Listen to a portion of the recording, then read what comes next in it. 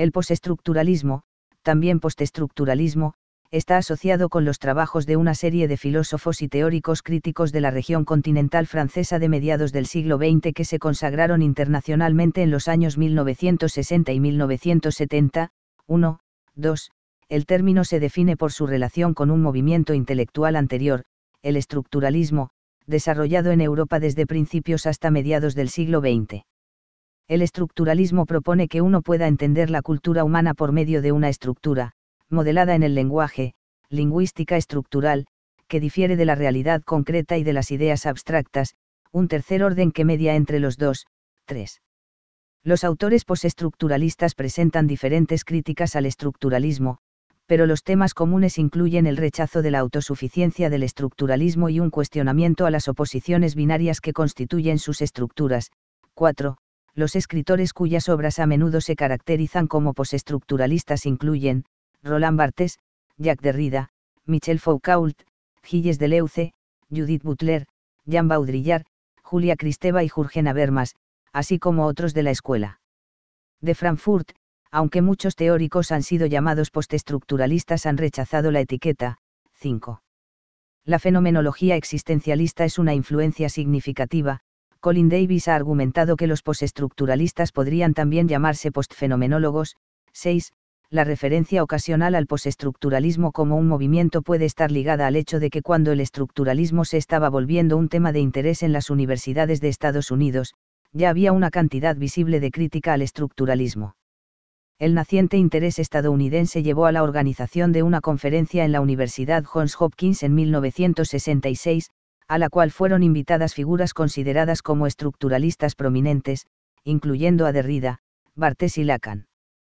La presentación de Derrida en la conferencia, Structure, Sign and Play in the Human Sciences, Estructura, Signo y Juego en las Ciencias Humanas, aparece con frecuencia en las compilaciones como un manifiesto contra el estructuralismo.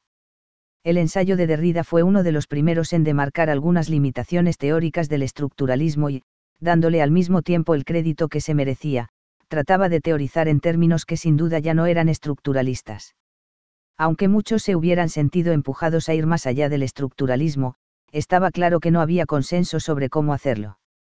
Mucho del estudio del postestructuralismo está basado en las críticas comunes del estructuralismo.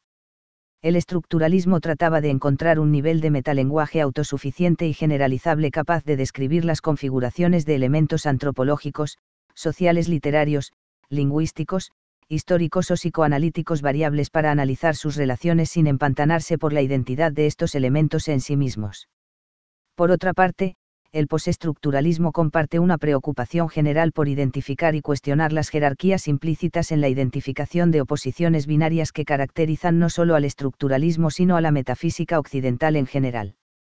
Si hay un punto en común entre las críticas postestructuralistas, es la revaluación de la interpretación estructuralista de Ferdinand de Saussure acerca de la distinción entre el estudio del lenguaje a través del tiempo versus el estudio del lenguaje en un momento determinado, diacrónico vs sincrónico.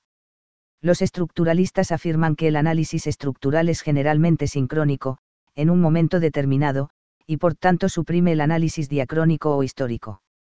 También se dice que el postestructuralismo está preocupado en reafirmar la importancia de la historia y en desarrollar al mismo tiempo un nuevo entendimiento teórico del tema. De ahí se afirma también que el énfasis del postestructuralismo consiste en una reinterpretación de Sigmund Freud, Karl Marx, Friedrich Nietzsche y Martin Heidegger.